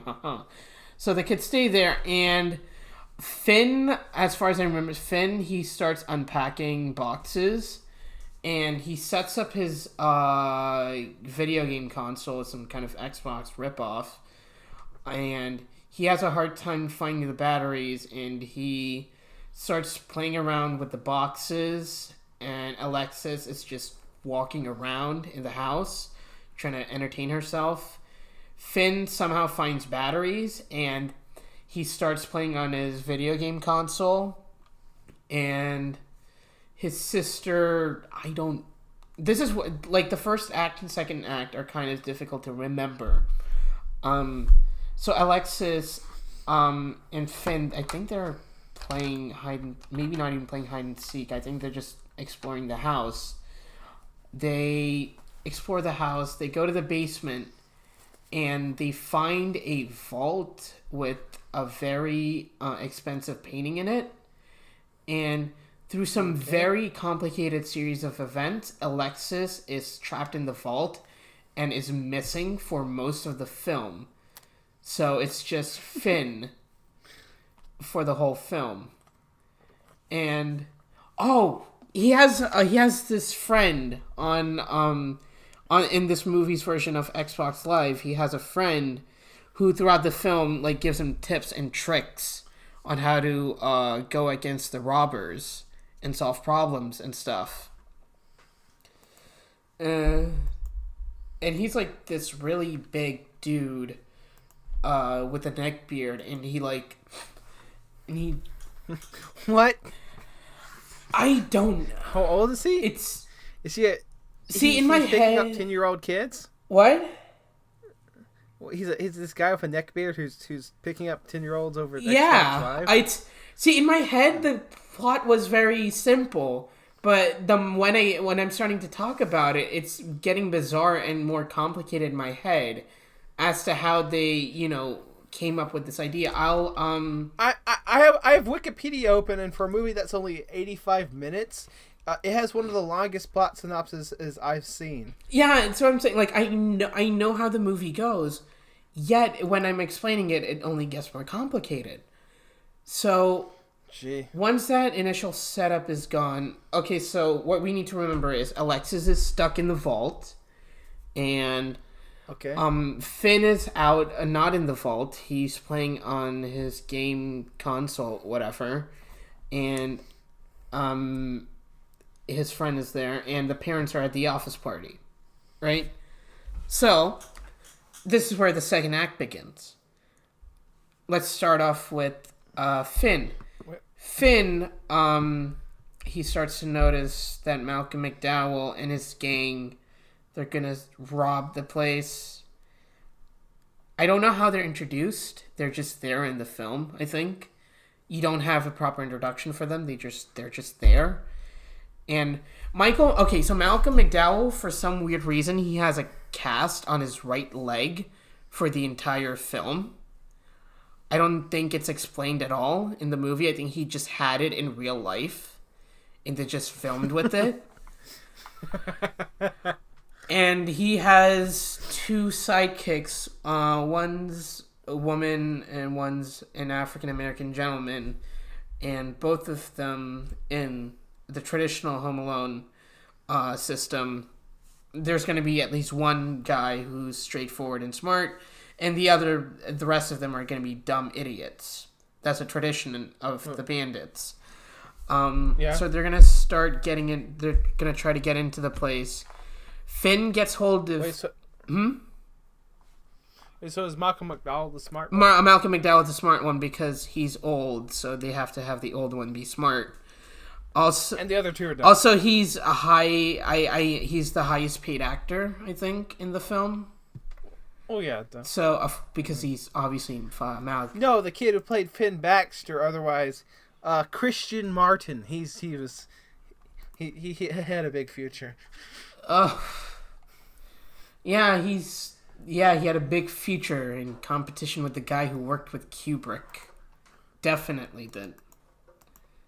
Well, he doesn't even have a Wikipedia page, so I can't even tell. That's how successful he's been. He doesn't have his own Wikipedia page.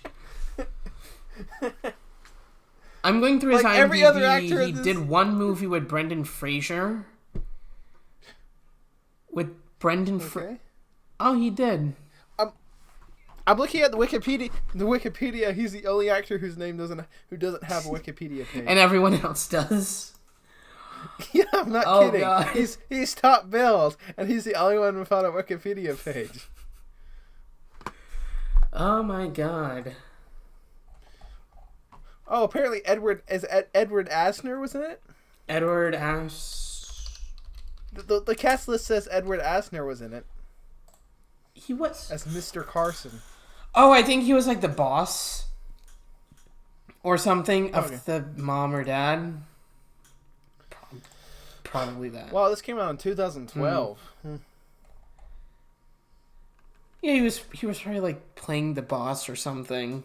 Let's get back into the plot because the plot is very important to the film Castle. We must continue with the plot. So, Finn gets hold of the fact that his house is going to be robbed. He still doesn't know how to get his sister out. So his friend over Xbox Live Diet says, "Hey, you know what? You should set up traps in your house." That's what I would do.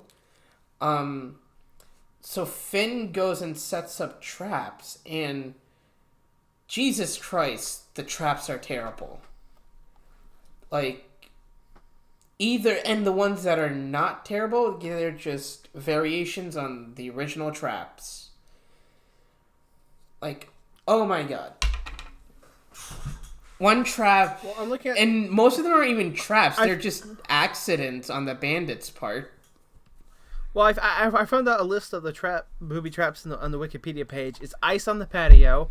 Which is one of the first one. A snowblower blowing marbles in the garage. A tartan full of car, a coal-filled stocking, some nasty-tasting... What? Some nasty-tasting gingerbread cookies counts as a trap? Yeah, for some reason... Okay, so Malcolm McDowell, he's separated from the other two at this point. And for some reason, the other two bandits, they're in the kitchen and they just stop and eat the gingerbread cookies. And... That's the joke. They're terrible. That's the joke. The joke is that they're terrible. And I'm just imagining Kevin just leaving out an overcooked turkey for Marv to eat. You know what? Yes, because he's right after he's been hit by bricks. Like Marv, oh look, some candy, and he's like, oh, that's not very. It's video game logic, you know. You take damage, you eat to regain health. That's how it works. That's how the real world works. Listen, Castle, you break an arm next time, you just got to eat a whole chicken, and boom, fixed right up. That's how it works. That's how the logic works. All right. Then there's there's a terrible one that involves a garage door. So the three of them, they're outside the house at this point, and they're trying to enter through the garage, right? And they lift it, and the garage door is tied on the inside. It's tied to one of those weightlift things. I don't remember what they're called. So the trap is when they open it, the thing starts rolling and it just hits them by the shins. And that's the joke. That's the trap. And it's not even moving fast. It's rolling at normal speed, normal enough that you can dodge it, but still it just hits them. And it's not even a big one. It's pretty small. Yet it gets all three of them. I can come up with more inventive traps if someone tried to break into my house. Probably, oh no, I just look around my room. Oh no, here I just I'd probably do something generic like have bookcases fall on them, but at least that would be effective. Yeah. One of the it's not even a trap. The most effective. The one that's the most effective is Malcolm McDowell, even with a cast on his right leg. I think that's a real cast. It wasn't just for the movie. He climbs up the house onto one of the windows on the first floor. He tries to climb in through the window, and it's not a trap that has him tied to one of the Christmas lights and swing around. It just happens because his cast got stuck to it. And it wasn't even a trap, and it was the most effective thing in the movie. Wow. And the dumbest one, when the writers came up with this, they were like, "We're so smart. We're so good. Probably the best trap since the original." One of the traps is where, so you know how in the original Home Alone, Kevin had one of the traps where, a fan would blow up, a pile of feathers. No, not blow up a pile of feathers when they had, glue and saran wrap, whatever, on them. Yeah. Castle? Yeah. You remember that? Yeah. Do you I can hear you. You're cutting up a little. Just a little. Okay. All right. So as I was saying, it's similar to that trap where Malcolm McDowell, he gets Christmas wrapping paper on him. He could easily take it off, but chooses not to. And he runs into, a wall of tape that Finn had set up, and he runs into it, and magically, it it wraps the tape wrap him with a Christmas wrap perfectly, like a gift. And all Finn has to do is just push him off the stairs. And I'm like, you can't. The way you set up these traps, you definitely did not plan to, be there when that happened. You just happened to coincidence. It's like I said, compared to the first two movies, the rest, they don't have a very good plan where the traps had a layer to them, where they had an outer defense, entrance defense. Then inside, Kevin would basically lead them through the traps. This one, the editor basically had no idea how to put it together because there's no series of events going on. It's a mess. And just... How does this very, very complicated story resolve? At the end, somehow Alicia? No, I forgot the sister's name already. Jesus Christ. Alexis.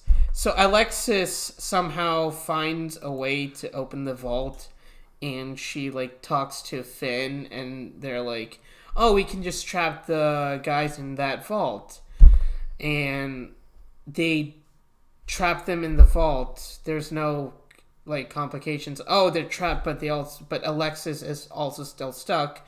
So they have Alexis as hostage, which could have worked. But no, they just trapped them. And the friend I was talking about over Xbox Live Diet? Yeah. He gets swatted because he tried calling the parents after Finn was like, "Hey, listen, my phone isn't working. We're not getting bars down here. And my sister, she can't call them because she's in the vault. Do you think you can call my parents?" And he tries calling them, but he gets so nervous he cuts the call. And the parents, swat him, I think. And he gets swatted. While by the way, everything gets, recorded on video, I think. So the gamer guy who's Finn's friend, he can watch it. He can watch it as the traps spring. By the end of the movie, all the whole SWAT team and the guy, they're all eating Chinese food together and laughing at the misery of these bandits. And it's the least funny thing I've seen ever. Well, I was wondering if I should have watched this beforehand, but because I forgot, and then I was like, well, I'm glad I didn't watch this because this sounds unnecessarily complicated. Yeah. This sounds more complicated than a Doctor Who episode. What? I forgot one element. I still forgot one element. What? There's a kid in their neighborhood. He befriends a kid because he moves in. And the kid's special talent is that he can make really good snowballs and throw them really well. So at the end, he's throwing snowballs at the bandits, incapacitates them, and he takes the woman and puts her in a snowman. So it's like she's trapped, but she's in a snowman. And at the end of it, it ends up on a shot, Finn going with that kid, as buddies, and the parents record them on a video camera from 2005, even though the movie came out in 2012. I'm very confused. It is. Okay. Well, there's one. Are you think you're done? I'm done. It's. Well, that was. I have one more Home Alone related thing to talk about. I have an idea. Seeing that Macaulay Culkin is looking very much like Kevin, in a few years. Why don't they just? I really want a Force Awakens style Home Alone continuation. They might do that with the reboot. Well, I don't want that. Like they're talking about a reboot with Melissa McCarthy and Will Ferrell. No, I'm talking about like okay, Kevin is now a parent himself. It's just like he has kids and all that kind of stuff, and he has and it just sort of focuses on his kid now who is left home alone. And the only issue I think would be how they get left home alone, because in a modern age you'd probably have to have them show them getting their phone broken or something. I don't know. Yeah, because I don't know. I don't think it's the issue that today it's not that big of a deal to leave. Like, I think if your kid is like above the age of 9, I don't think it's that big of a problem to leave them alone. It's just I don't know. I think it would just be really interesting to see like Kevin like sort of the things that his mom went through, and I just think that would be really interesting if you're going to do another Home Alone movie. I don't know. You could have like Buzz could be the new Uncle Frank. Yeah, Buzz is going to be the if anything you could actually I think it'd be I don't know if this might be a good idea, but you can show, like, it won't be a Home Alone movie, but it would be a Kevin McAllister movie where he's really overprotective of his kids. Yeah, that might be pretty interesting. Yeah, because, as a kid, he was pretty smart, but he, when he grows up, he'll be like, oh, I don't want my kids to go through the same thing, so he becomes overprotective. Then the arc would be that he learns that, they need to be independent because whatever, like, what happened to me as a kid was terrible, but it was... Well, how about this? Maybe he's not, like, talking to his parents anymore, it doesn't even have to be related to him being left home alone. Maybe it was just like a silly little thing, like with Marley. It just happened a few years ago, and, he hasn't seen them in a while, and then, at the end, you could bring them back in the whole... happy Home Alone fashion. And maybe you could have, like, I don't know, Marvin Harry's kids or something are out for revenge or something. Like, the whole family's being attacked by the Wet Bandits or something. And, like, it's... Like, what if the Wet Bandits are just 2 of them? What if it's, like, an entire troop of criminals? Oh, yeah, they go to prison and they, like, recruit a bunch of people. Yeah. What if Marvin Harry start a criminal syndicate? They have their own syndicate, and they're the Wet Bandits. They have an entire syndicate, and they attack the house. So Kevin has to use his skills to pass down onto his kid. That could work because like you have a team of people, right? They like cut the electric lines, they cut like all connections to the outside world, so they have to stick to their wits. Exactly, yeah, and you could and that would be really interesting, yeah. It'd be amazingly ridiculous, just like this. Oh yeah, but you bring back Kevin McAllister. You bring back I'm looking it up. Like it seems like everyone seems to be still alive. What you need to do is you just bring back as many people as you can, and you let's let me just I'm just sort of double checking. My internet's being slow.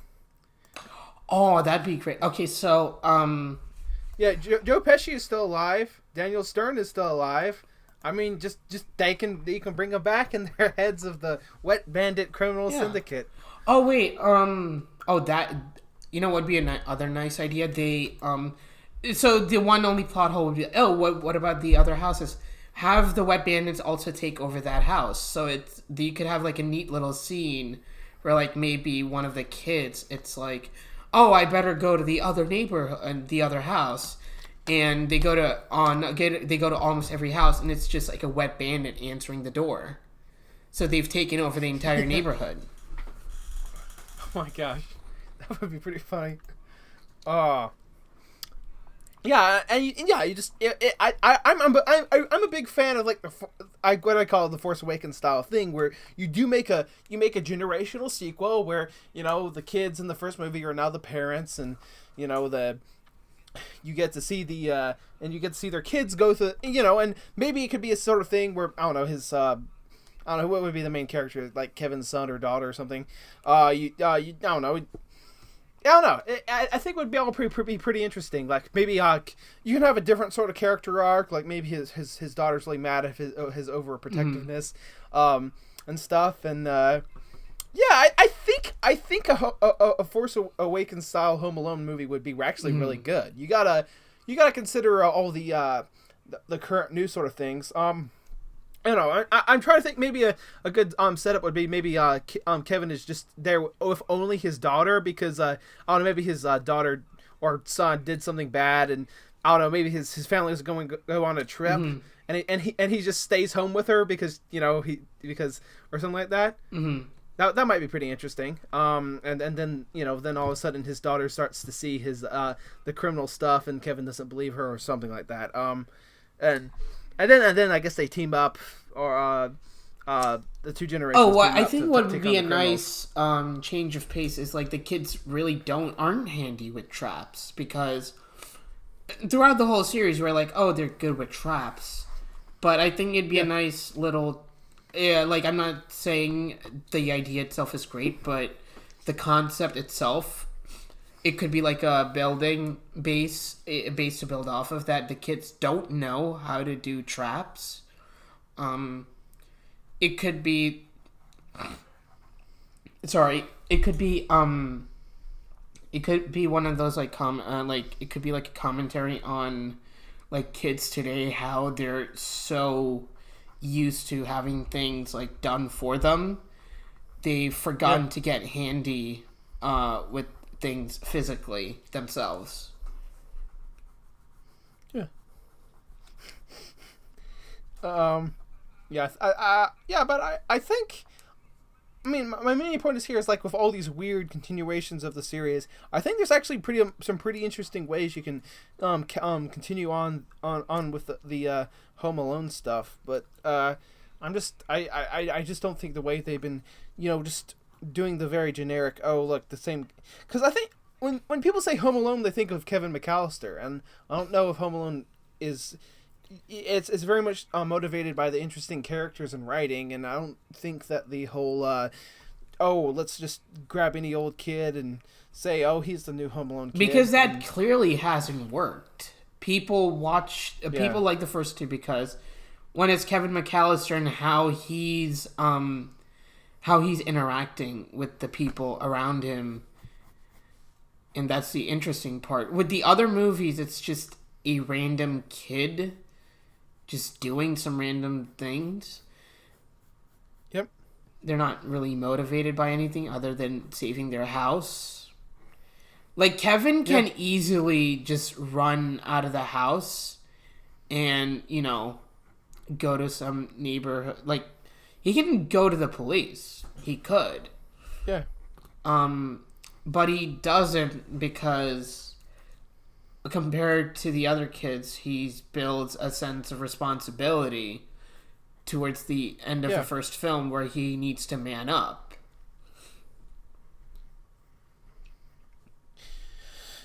Yeah, so Home Alone, the whole idea of a reboot doesn't sound good to me. If you're ever gonna continue on this franchise, I think you got to bring back. You got to bring him back somehow, because both commercially, he's the most marketable feature of the franchise, and two, his character is the only character that has arcs, has had an arc in the series, so he's more flexible writing wise.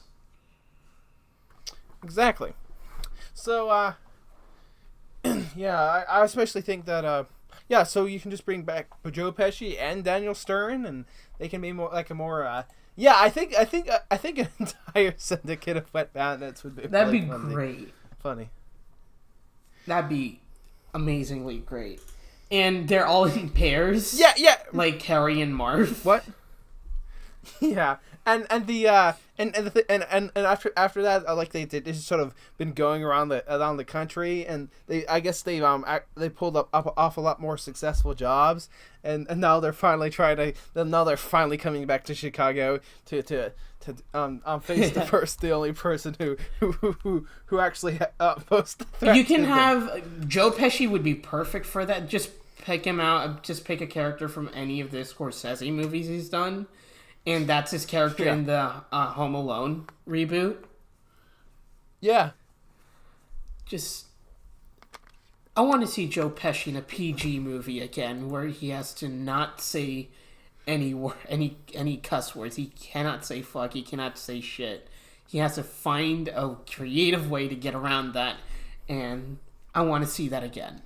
And I missed the shit out of it. I think that would be really great. But yeah, that's how I think you could come on continue the Home Alone franchise. But I guess we have to see. Like, I like Will Ferrell, but it really depends on the movie he's in. Melissa McCarthy, I don't like her at all. I think she's fine. Well, Will Ferrell created probably besides Home Alone, my other favorite Christmas comedy, Elf. Yeah, I'm saying Will Ferrell, he's great. But then it really depends on the writing of the film that he's in. Oh, honestly, Elf is Will Ferrell's best. Oh, it is. I'm saying recent movies that he's done, like yeah, I agree. like what was it? Come Home, Daddy, Daddy Home. That was it. Daddy Home. Yeah. Come Home, Daddy, Daddy Home. Yeah, Daddy Home. That's the one. With Daddy is home. I guess I cracked the code how they name these movies. They just keep saying it, and whatever sounds the most decent, they just. Oh, what was it you said? Two things before. The best title ever. Come Home, Daddy, Daddy Home. I don't know why I'm laughing. Maybe it's because it's almost 1 a.m, but Come Home. Now I'm just thinking of the now I'm just thinking of that Charlie Brown special, Snoopy. Come Home, Come Home, Snoopy. Now I'm just imagining Will Ferrell as Snoopy.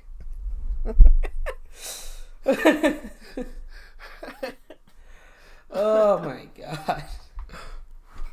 Oh. Yeah, but just quickly, being that it's near Christmas and we did the Home Alone movies. Before we end, what are some of your other favorite Christmas movies? My favorite Christmas, I'll be honest, I haven't seen a shit ton of Christmas movies, but if I had to say off the top of my head, one would be Polar Express. Really? Polar Express, Arthur Christmas, Elf, definitely. Polar Express terrified me as a kid. Really? I remember seeing it in the theater, and I was out with my family, and I was when did it come out? It was like 2004. I was at least 6 or 7, and it terrified the shit out of me. Tom Hanks playing a creepy hobo on top of a train. I was hiding underneath the seats. That movie scared me. I don't think my mom says she's never seen me more scared in my entire life than when I saw the Polar Express. Really?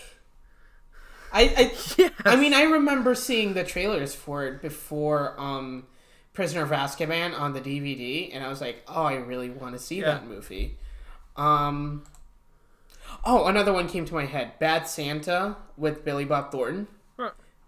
That's I've seen that. I love that one. Let's see. Yeah, my favorite Christmas movies are It's a Wonderful Life, of course. Miracle on 34th Street, the original 1947 version. I love that movie. I think Edmund Gwynn is the best Santa Claus of all time. From which movie? Did you say? Miracle on 34th Street, the original Miracle on 34th Street. I think that's just the perfect Santa Claus. The remake is really bad, but I don't know I also really like Oh, of course, my favorite. I love the Christmas Carol. My favorite version being the Alistar Sim version. I'm trying to think what else. Yeah, I think that I of course love Elf. I love Home Alone. I love Die Hard. Die Hard's a Christmas movie. I'm intellectually stimulated by saying that. You sure are intellectual for saying that, Castle. And if you say Die Hard is a Christmas movie, is like the Rick and Morty equivalent of Christmas. I mean, technically it is. Die Hard is a Christmas movie, technically, but yeah, it's kind of just. Well, everyone just like I'm just talking about in terms of fans just saying being so proud of intellectual by saying it's a Christmas movie. I'm being so out there and proud for saying it. Oh, you know what's the creepiest Christmas movie in my opinion? Jack Frost with Michael Keaton.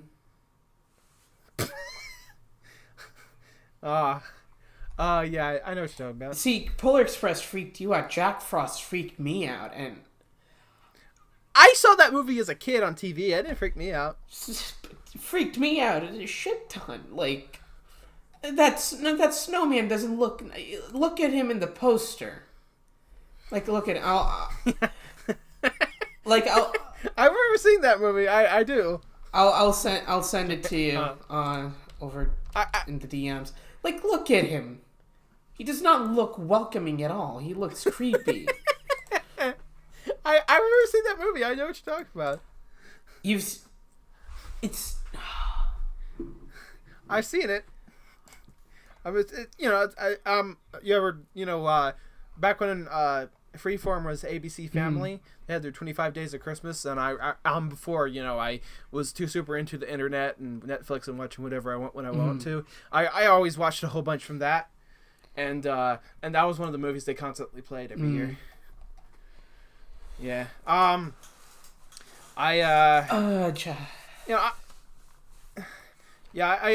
also, in terms of specials, I also really love How to Grinch Stole Christmas, and probably my favorite Christmas thing is Charlie Brown, to be honest. Oh yeah, that's my favorite too.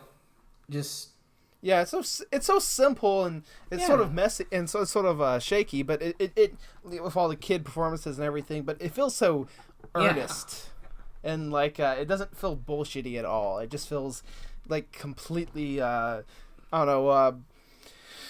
I think honestly it's the best Christmas thing I ever watch. I generally watch it every Christmas Eve.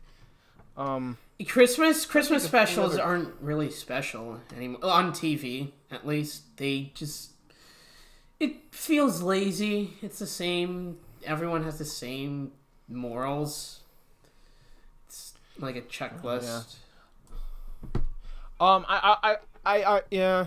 Well, there are some pretty good Christmas specials from sitcoms I like. Like, for example, going back to Community, the series 2 stop motion Abed. Yeah, I that's been going around. I have to get into Community sometime soon. I really do. You do, because that episode is legitimately one of the best. That Patrick Williams guy, he made an entire video essay about it just now. I stopped watching it too just because of that, because I was like, oh, I want to really get into Community. You should totally check out Community. It's it's a little shaky in the first half of the first season, but around episode 7 of season 1 it starts to get good, and by the end of season 1 it's amazing, and seasons 2 and 3 are amazing, and then season 4 sucks, and then seasons 5 and 6 you've seen Rick and Morty, right? Same showrunner, Dan Harmon. So everybody check out Community. I may do an podcast on it someday, but I legitimately love it. I think we've said about all we need to. This thing has run for 2 hours and 8 minutes. The unedited audio says so. I think I'm pretty good right now. Thank you so much for everybody for watching, and where can people find you, Anshul? Or am I saying? Your name right? Well, I have a Twitter. I have a Twitter. I also have an Instagram if you guys want to check out photos that I take. I also have a YouTube channel where I post. Usually I post meme stuff, but the main stuff that I post there are my short films. I might start doing reviews, but then I don't do reviews. So, but short films, I think one or two of them out of the 10, I think you'll like them. So check them out, I guess. Yeah. So, well, yeah, I think that pretty much does it. And I'll be after Christmas. I will be seeing all of you for my Lord of the Rings series because I'm after I'm done with watching Christmas movies, I'll be getting straight into that stuff. So expect that for the last bit of December and into January. So yeah. See ya, everybody. See ya. And